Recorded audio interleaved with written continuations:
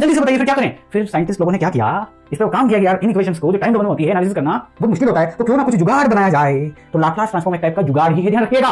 सो क्यों ना जुगाड़ बना जाए, उस जुगाड़ से हम क्या करेंगे, इस टाइम डोमेन को किसी अनदर डोमेन में कन्वर्ट कर लेंगे। यहाँ पे उसको एज डोमेन या फ्रीक्वेंसी डोमेन भी बोलते हैं। फ्रीक्वेंसी डोमेन में कन्वर्ट कर लो। फ्रीक्वेंसी डोमेन में कन्वर्ट करना टूल ऐसा बनाया कि भाई टाइम डोमेन को फ्रीक्वेंसी डोमेन एज डोमेन में ले जाओ जल्दी से, और वंस आप एज डोमेन में लेके चले गए तो उसको एनालिसिस करना बहुत आसान होता है।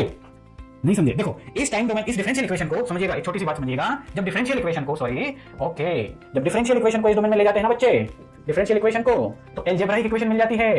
अलजेब्राइक इक्वेशन को तो सोल्व करना बहुत आसान होता है सर। कौन सी अलजेब्राइक इक्वेशन? अरे sir S cube plus 2s square plus 3s plus 4 इस टाइप की इक्वेशन हो, तो इस इक्वेशन को तो सोल्व करना यूं थोड़ी की बात हो गई। लेकिन आपको टाइम डोमेन की इक्वेशन को भले इस डोमेन में लेके चले गए, क्यों लेके चले गए कि एनालिसिस थोड़ी इजी बन जाए। एनालिसिस इजी करने के बाद जब फाइनल आउटपुट देंगे ना हाथ में, तो आपको टाइम डोमेन में ही देना पड़ेगा। कोई सा भी फिजिकल सिस्टम टाइम डोमेन में ही डिफाइंड है, टाइम के साथ ही डिफाइंड है, with respect to time defined है।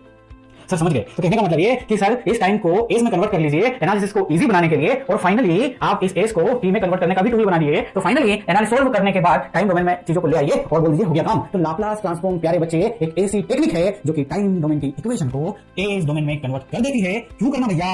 सर इस इक्वेशन को सोल्व करना थोड़ा मुश्किल है, उसको आसान बनाना, इसलिए करना। सर ये एस डोमेन में ही क्यों किया, ये क्या बोला है? ये तो जुगाड़ है भाई, पेपर लिख दिया लिखने वाला लाप्लास बंदा था वो, है ना, लिख दिया उसने, कर दिया कहानी। कैसा कर सकते हैं? समझे इतनी बात? तो Laplace transform is nothing but technique to convert time domain function into what, s domain. और एस डोमेन में इसको हम लिखेंगे कुछ ऐसे। सर ये एस क्या चीज है भाई? अरे भाई मानने वाले ने अपने एग्जाम्पशन में दिया कि भाई ये जो एस है ना, ये कॉम्प्लेक्स नंबर है भाई, जो कि बना हुआ है रियल और इमेजिनरी पार्ट से। एस को बोला कि this S is nothing but sigma plus J omega, है ना। उसने एक एलिमेंट ले लिया एस, एक नोटेशन ले लिया एस, और उसने डिफाइन किया this S is nothing but combination of real numbers, this is nothing but the real numbers, और इस एक्सिस पे है इमेजिनरी नंबर्स, इनका कॉम्बिनेशन। सर अभी इसके अंदर जाने की आवश्यकता है क्या? नहीं, यहाँ पे हम गेट के लिए पढ़ रहे हैं, मैथमेटिक्स में पीएचडी नहीं कर रहे हैं जी। यदि मैं यहाँ से गलती से इसके अंदर जाता भी हूँ तो आपके साथ अन्याय है जी, क्योंकि मैं आपको गेट का पढ़ा रहा हूँ, पीएचडी का नहीं।